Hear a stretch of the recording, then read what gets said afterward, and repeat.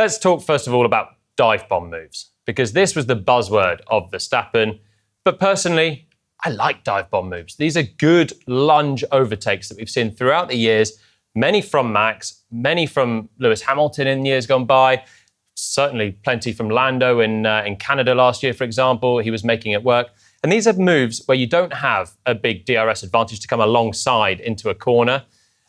You need to make it work on the brakes with driver skill, getting it stopped and still making the corner, of course. But generally, dive bombs, a sort of aggressive sounding term for an aggressive pass, but a legitimate pass that we all like to see. And Daniel Ricciardo, another driver who we loved watching his dive bombs in years gone by. So let's talk with that in mind about the sprint race. Verstappen in the lead, Norris behind, and this would class as a dive bomb from Lando down the inside, gets it stopped and takes the place. So he's in the lead of the sprint, but as he comes down towards turn 4, he manages to get a good car length between himself and Max down towards turn 4, but he underestimates Verstappen slightly and gives Max just an inch of space down the inside line, half a track of space, in fact.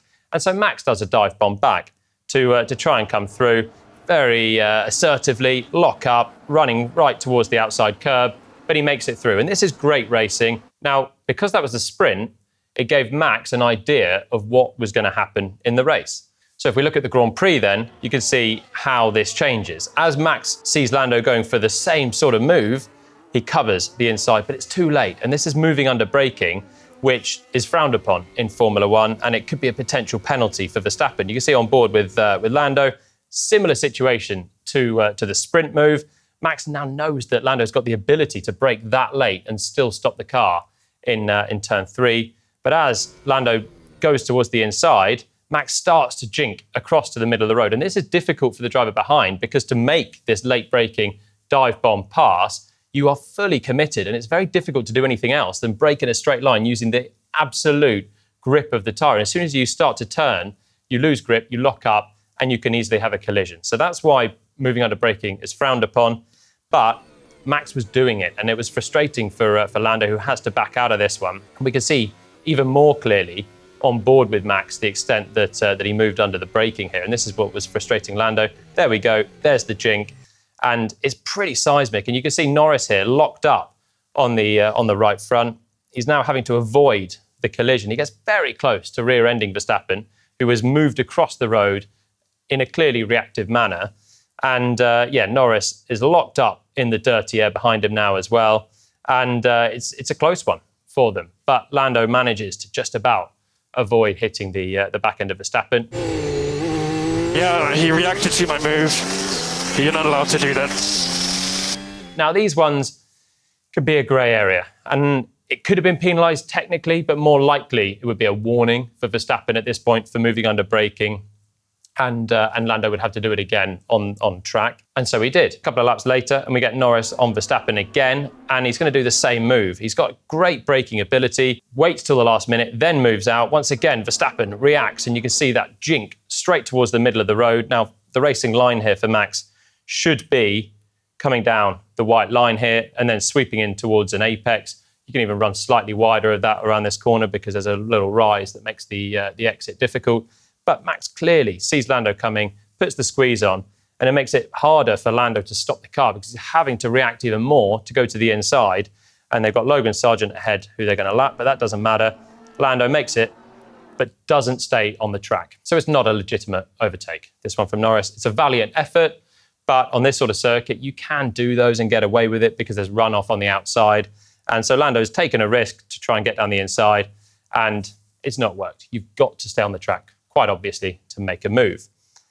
Interestingly here, Max almost stops the car to stay within track limits on this one as well. So Max actually sees Lando coming, moves a bit in the braking zone, but then almost stops the car entirely and stays within the track limits himself, and he gets the place back at the next corner. And again, if we see it from this angle, you can see the move from Norris, the reaction from Verstappen. Lando cannot stop the car in time for the corner, so it's an illegitimate overtake. Keeps the place down towards turn 4. They both lap Logan Sargent, but then actually Lando's very fair at this point, giving Max the place back, but also giving him back the place immediately and in a very sensible way, actually a very kind way to Verstappen, giving him the racing line on the way down to turn 4, and Max can turn in and rejoins. So Lando knows that this is a failed overtake, and Max carries on in the race lead. Now, it would have been possible for him in a more of a grey area to hold the place for another couple of corners, then give the position back to Max, and actually have a much easier chance of the DRS, because that comes another 4 corners time. But he gave it up quite fairly. And if we'd see on board with Max finally this failed attempt of an overtake for Norris, you can see once again Max reacting, going to the inside, but look how much he almost stops the car here to stay within the track limits as he sees Lando going outside. And so he's moved on to braking, but then he has made a real concerted effort to stay within track limits, and he's rewarded by getting the place back at the next turn. What a late lunge it was, but he'll have to give that place back, and he knows it. And can you remember the middle of this Grand Prix? Because I can't. The ending, though, unbelievable. So then, we've got moving under braking for Verstappen. He's done it once, he's done it again, and it's questionable. And really, he should be getting a warning for this, even if not a penalty. Might have been over the top, but, also possible. Then we come to the next flashpoint. Norris, having made the failed overattempt, goes again, and this time Max doesn't move under braking quite so much. He stays closer to the outside. Lando gets right down the inside. It's a carbon copy, only this time he stays quite neatly within track limits on the exit. So this is a legitimate pass now from Lando. Max goes clearly out wide and reclaims the place. But let's have a look again, because this one is a very good pass from Norris. This is late braking, this is gutsy stuff. This is what you want to see for the lead of the race. Gets down the inside to the apex. He's now clearly ahead of Verstappen as well. And Max right now should be slowing down. He's not going to be able to hang it around the outside from this position. He's quite well behind at the apex. If he did what he did the lap before, slows down, tries to get the exit perhaps, then he'd have a better chance. But instead, he keeps his foot in. Now he's accelerating around the outside, saying that he's forced wide. He's not forced wide at all. He's choosing now to drive off the road, and he comes back on ahead. Now this is not a great bit of driving, I don't think, from Verstappen. We can see on board with Norris a nice move down the inside, gets it stopped. Little lock-up, sure, but he's got space, and he's managed to get the car stopped and stay on the track. It's a lovely move in my eyes, and it should be rewarded with the lead of the race, quite legitimately. Max, finally, we see on the onboard, gives enough space on the inside, but now he's getting on the throttle from a very early point here, getting on the throttle from here, rather than doing what he did before, slow it down and try and stay on the track. He's getting on the throttle, staying side by side now with Lando, actually accelerating around the outside of him. So, yes, drives off the road. And this is a shame, I think, from Max, because effectively what he's doing here in claiming the position is saying, I'm not going to finish behind on the track. I'm going to finish ahead, and then it's up to the stewards whether they want to penalise me. And the stewards should penalise Max for this, because he's overtaking now off the road or keeping the place off the road, whichever way you want to see it. That should be a 10-second penalty for Verstappen in this case. And we didn't get time to see whether that would come to fruition, but I'm fairly confident that would have been the case with this move. Yeah, he has to give the position back. I was ahead at the apex. Yeah, and he went off track. It forced me off again. Not clever, is it? He's just dive bombing, it's not how you overtake. But he did keep the place, and so the battle goes on. Up towards turn 3 with Verstappen and Norris again. Now, Max knows, because of these dive bombs, they're not nice to be on the receiving end of. You never know when the next lunge is going to come from. And it's difficult for the driver ahead, in this case Verstappen, to know, should he cover the inside? Is Lando going to go for it on this lap? Or by covering the inside falsely, are you then just setting yourself up to be done on the exit? And there's another DRS zone into turn 4. It's very difficult to defend for Max. You've got to actually balance defending versus not compromising your exit too much for the next corner as well. So here we come with Lando. He's very close on this occasion. And Max, at this point, you can just see his trajectory now, covering, in a late move again, the middle of the road. So Max starts to move this direction towards the middle of the road here, which is going to open up the space for Lando.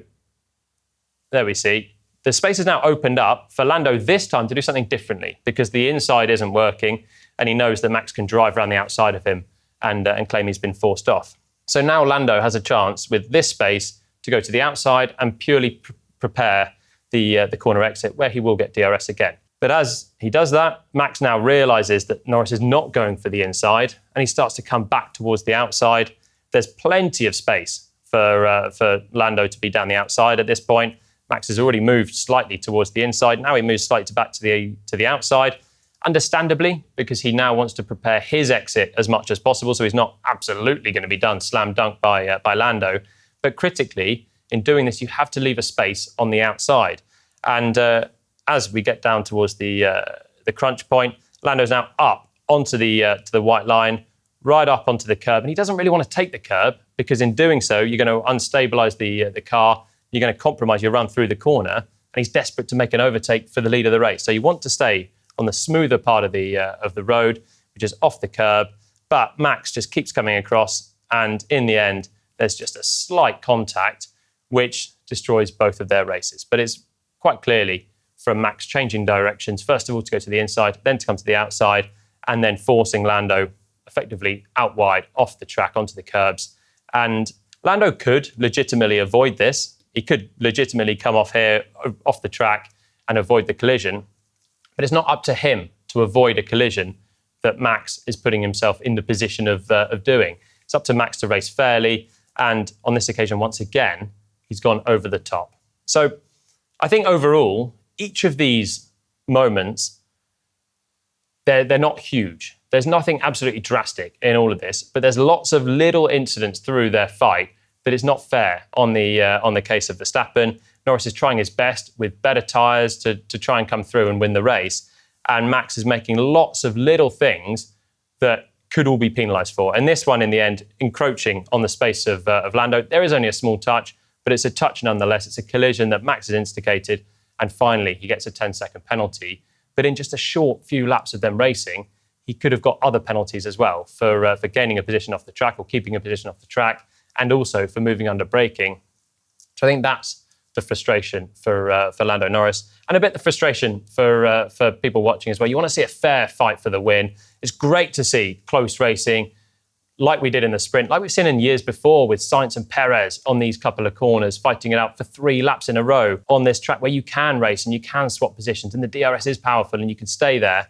But when you're taking things to the steward's room with lots of small indiscretions, it's not the way that we want to see racing. On top of this, Norris actually had his own 5-second penalty coming as well, which meant that probably Verstappen was guaranteed the win with not that many laps to go. I don't think Lando would have been able to build up the 5-second gap for track limits. So it's probably unnecessary in the end anyway. Even if Lando had to come through, I don't think he'd have won the race with the track limits penalty that he was about to get. And that would have been another big talking point. As it was, we never got there. And these two, pretty good friends in the past, have been all the way through, very respectful. Lando's been generally very respectful of Max throughout their time, not fighting him very hard for race leads at Silverstone in Japan. And finally, it's come to a head. So it'll be fascinating to see, with McLaren and Red Bull fighting each other week in, week out, is their relationship going to change from there? Oh, they made contact. He's got a puncher. He's damaged his front wing. The leading contenders for the World Championship come together at turn 3. The crowd can't believe it. These two friends turned rivals, turned into each other at turn number 3. And Norris is struggling. George Russell is catching the pair of them. Just feel let down, you know. A lot of damage on the car. The car's completely destroyed now, so. Yeah, a shame, I don't know. You want to keep driving, and if I go back to the pits in a better way, I could have probably gone out and got some points, but the car was too badly broken, so I don't know what I'm going to say. I did all I could. I gave a fair, respectful, you know, on-the-edge battle, but that's not what I got in return. Yeah, it's of course unfortunate. It's stuff that you don't want to see happening. It's as simple as that. Of course, I will look back at it because, I mean, of course, at the moment, it's easy to say stuff. I think it's better to just look back at the footage of what exactly went wrong, because it was a bit of a, I would say, an awkward angle that we touched. It's something that yeah, it's very weird, and also for both of us to get a puncture with it is, yeah, really bad. Is it the kind of thing that you want to go and chat about? Because obviously it's not for me to say, it's for him to say something. I did nothing wrong. He was the one in the wrong, so he's the one that should say something, not me. Yeah, of course we'll talk about it. At the moment, I think it's not the right point. It's better to just let things cool off, I think, ideally. But besides that, I'm more annoyed also with just how the performance of the racers and the mistakes that we made that normally we don't make.